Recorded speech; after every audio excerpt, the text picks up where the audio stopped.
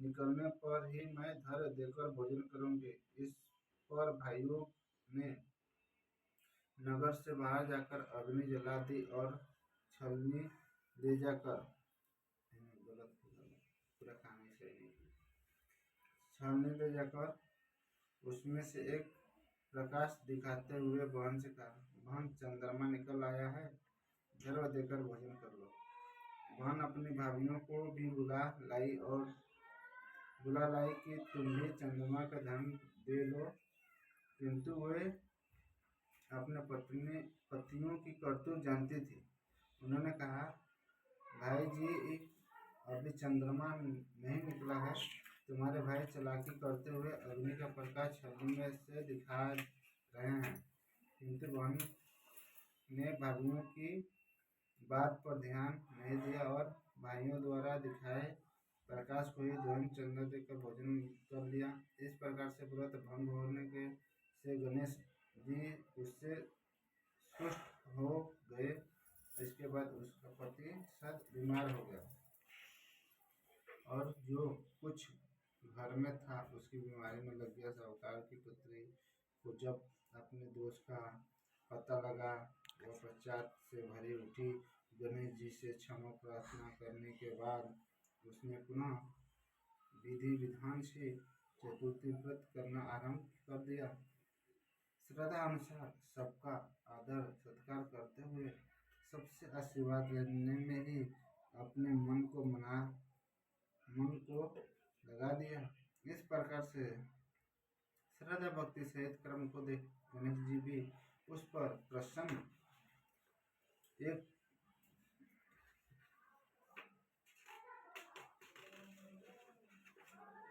हो गए। उन्होंने उसके पति को जीवनदान दे उसे बीमारी से मुक्त करने के पश्चात धन संपत्ति से युक्त कर दिया। इस प्रकार जो कोई छल कपट से रहित श्रद्धा चतुर्थी का व्रत करेगा, वह सब प्रकार से खुशी होते हुए कष्ट संकटों से मुक्त हो जाएगा। विनायक स्वरूप गणेश जी की कथा। किसी नगर में अपने पुत्र और पुत्र वधू के साथ एक नेत्रहीन बुढ़िया रहती थी। वो श्रद्धा पूर्वक विधि विधान से नित्य ही गणेश जी की पूजा अर्चना करती थी। एक दिन प्रसन्न हो गणेश जी प्रकट हुए और बोले, बुढ़िया माँ तुझे क्या चाहिए सो मांग दे। बुढ़िया माँ बोली, कैसे और क्या मांगू, मुझे तो मांगना आता ही नहीं है। तब गणेश जी बोले, अपने बहू बेटे से पूछ कर मांग लेना, मैं कल फिर आऊंगा। बुढ़िया ने बेटे से पूछा तो बेटा बोला कि धन मांग लो। बहू बोली कि पोता मांग लो। तब बुढ़िया ने सोचा कि ये दोनों तो अपने अपने मतलब की बात कर रहे हैं। अंत बुढ़िया ने पड़ोसियों ने कहा, बुढ़िया तू तो थोड़े ही दिन जाएगी, क्यों तू धन मांगेगी और क्यों पोते मांगेगी। तू तो आंखें मांग ले, जिससे तेरा बाकी जीवन आराम से कट जाए। लेकिन बुढ़िया ने पड़ोसियों की बात नहीं मानी। उसने सोचा कि इसमें बहू बेटा हो और वह मांग लूं और अपने मतलब की चीज भी मांग लूं। अगले दिन गणेश जी आए और बोले, बुढ़िया माँ जो चाहे सो मांग दे। बुढ़िया बोली, यदि आप प्रसन्न हैं तो मुझे 9 करोड़ की माया दे, निरोगी काया दे, आंखों की रोशनी दे, पोता दे, सब परिवार को खुश और अंत में मोक्ष दे। गणेश जी बोले, बुढ़िया माँ तूने हमें ठग लिया, किंतु तेरा वर मुझे मिलेगा, तथास्तु। इतना कहकर गणेश जी अर्धान हो गए। बोले तो कि हमें भी देने की कृपा करना। बोलो गणपति बप्पा की जय।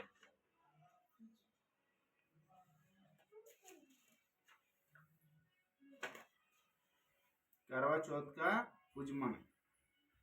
एक थाल में 4-4 पुड़िया 13 जगह रख कर उनके ऊपर थोड़ा थोड़ा हलवा रख दे। थाल में एक साड़ी, ब्लाउज और समुद्र रुपये भी रखें। फिर उसके चारों ओर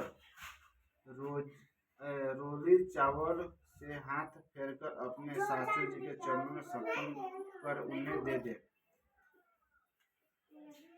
तदुपरांत 13 ब्राह्मणों के आदर सहित भोजन कराएं, दक्षिणा दें तथा रोड़ी की बिंदी तिलक लगाकर उन्हें विदा करें। आरोही अष्टमी का व्रत। आरोही अष्टमी का व्रत संतान की उन्नति, प्रगति और दीर्घायु के लिए होता है।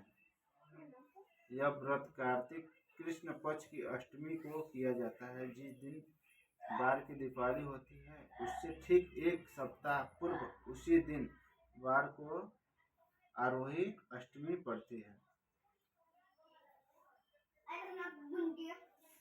पूजन विधि।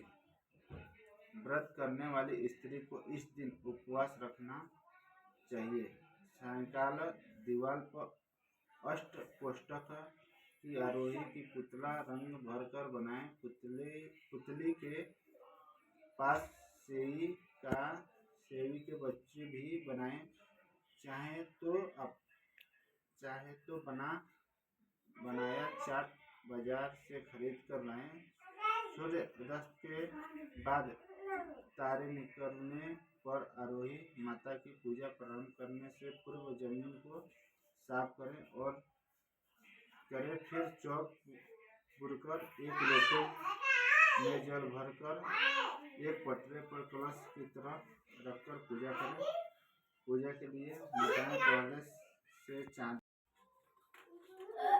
बनाकर बोरी में डलवा लें। फिर रोली चावल व दूध भात से आरोही का स्थान पर रख दें।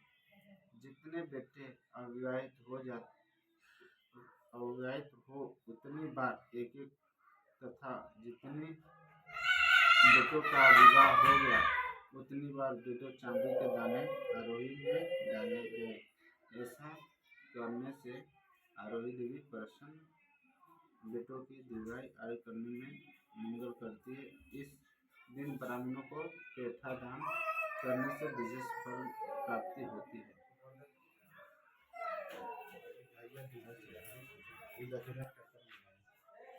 दीपावली और